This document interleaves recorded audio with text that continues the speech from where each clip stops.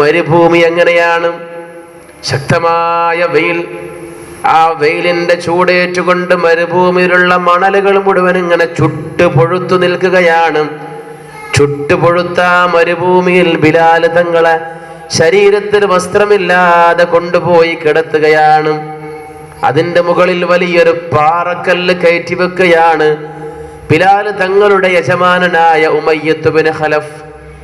എന്നിട്ട് ബിലാൽ തങ്ങളോട് ചോദിക്കുന്നുണ്ട്, യാ ബിലാൽ, നീയെങ്ങാനും മുഹമ്മദിന്റെ മതത്തിൽ നിന്ന് തിരിച്ചു വന്നാൽ എന്നെ ഞാൻ രക്ഷപ്പെടുത്തിക്കോളാ. നീയെങ്ങാനും അല്ലാഹുവാണ് എന്റെ രക്ഷിതാവെന്ന് പറയാതെ ഞങ്ങളെ ലാത്തയും ഉസ്സയുമാണ് എന്റെ രക്ഷിതാവെന്ന് പറഞ്ഞാൽ ഞങ്ങൾ ഈ പ്രയാസത്തിൽ നിന്ന് രക്ഷപ്പെടുത്തിക്കോളാമെന്ന് പറയുമോ ബിലാൽ?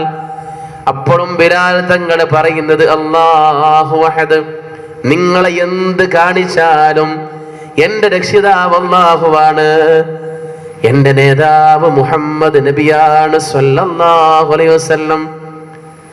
ശക്തമായ പ്രയാസങ്ങൾ വന്നപ്പോഴും ബിലാൽ തങ്ങളുടെ ഈമാനിന് യാതൊരു കോട്ടവും വന്നില്ല. എൻ്റെ ഉമ്മമാരെ, അദ്ദേഹം ഇങ്ങനെ അല്ലാഹു അഹദ്, അല്ലാഹു അഹദ്, അല്ലാഹു അഹദ് ഇങ്ങനെ പറയാ. നമ്മളെ കൊണ്ട് കഴിയുമോ എൻ്റെ ഉമ്മ, നമ്മളെ കൊണ്ട് കഴിയുമോ എൻ്റെ ഉമ്മമാരെ? ഒരു കത്തിയെടുത്തുകൊണ്ട് നമ്മുടെ കഴുത്തിലോട്ട് ചൂണ്ടിയിട്ട് പറയാണ്, നീ ധരിച്ച നിങ്ങൾ ധരിച്ചിരിക്കുന്ന നിങ്ങളുടെ ഈ മുഖമൊക്കെ അഴിക്കണമെന്ന് പറഞ്ഞാൽ, നമ്മുടെ നെറ്റിയിലൊരു പൊട്ട് തൊടണമെന്ന് നമ്മുടെ മുമ്പിലേക്ക് കത്തിയുമായി വന്നിട്ടൊരു മനുഷ്യൻ പറഞ്ഞാൽ, എന്റെ മുഖമൊക്കെ ഞാൻ അഴിക്കില്ലടോ, എന്റെ നെറ്റിയിലൊരു പൊട്ട് തൊടാൻ എനിക്ക് സമ്മതമില്ലെന്ന് പറയാനുള്ള ധൈര്യം നമുക്കുണ്ടോ? അല്ലാഹു നമ്മളെ കാത്തു രക്ഷിക്കട്ടെ. ഉത്തർപ്രദേശ് പോലെയുള്ള UP പോലെയുള്ള സ്ഥലങ്ങളിലെ മുസ്ലിങ്ങളായ ആളുകൾ എത്രയാണ് കഷ്ടപ്പെടുന്നത്. പോത്തിനെ വളർത്തിയെന്നോ അല്ലെങ്കിൽ ബീഫ് ഇറച്ചി കഴിച്ചുവെന്നോ 2 കിലോ മാംസം ഫ്രിഡ്ജിൽ സൂക്ഷിച്ചുവെന്നോ പറഞ്ഞുകൊണ്ട് സാമൂഹ്യ വിരുദ്ധരായ ആളുകൾ എത്രയെത്ര ആളുകളെയാണ് കൊന്നൊടുക്കുന്നത്. എത്രയെത്ര മുസ്ലിം നാമധാരികളായ പള്ളിയിൽ കയറിയിട്ട് എത്രയെത്ര ഉസ്താദുമാരെയാണ് അടിച്ചു കൊല്ലുന്നത്. UPയിലല്ല, കാസർഗോഡ് പോലും സംഭവിച്ചല്ലോ. അപ്പോഴൊക്കെ നമ്മൾ തളരാതെ പറയണം, ഞാൻ മുസ്ലിമാണ്, നിനക്കെന്നെ കൊല്ലാം, നിനക്കെന്നെ വധിക്കാം, നിനക്കെന്നെ പ്രയാസപ്പെടുത്താം, എന്റെ ഈമാനിന് യാതൊരു തരത്തിലുള്ള കളങ്കവും വരുത്താൻ ഞാൻ തയ്യാറല്ലെന്ന് പറയാൻ നമുക്ക് കഴിയുമോ? ഫലസ്തീനിലുള്ള മക്കൾ എത്രയെത്ര ആളുകളാണ് ഇന്ന് കഷ്ടപ്പെട്ടുകൊണ്ട് ജീവിക്കുന്നത്.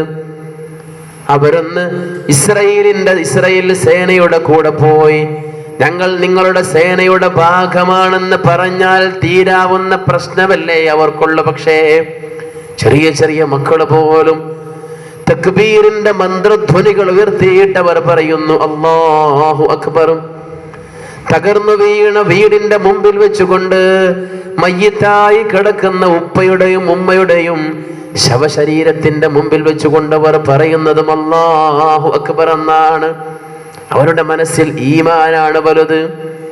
ദുനിയാവൊക്കെ നിമിഷം കൊണ്ട് തീർന്നു പോകും, ദുനിയാവൊക്കെ സമയം കൊണ്ട്, സമയാർദ്ധം കൊണ്ട് തകർന്നു പോകും ദുനിയാവ്. പക്ഷേ എനിക്കൊരു ആഖിറമുണ്ടെന്ന വിശ്വാസമാണ് അവർക്കുള്ളത്.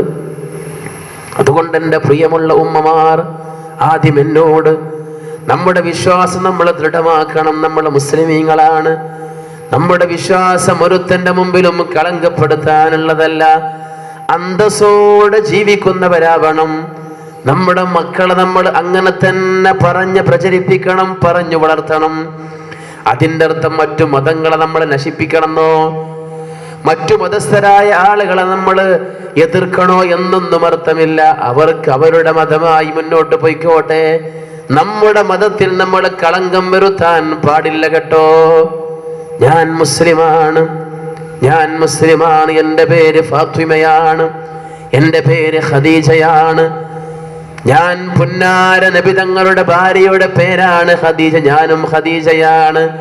പുന്നാര നബിയുടെ മകളാണ് ഫാത്തിമ, എൻ്റെ പേരും ഫാത്തിമയാണ്. ഞാൻ മുസ്ലിമാണ്.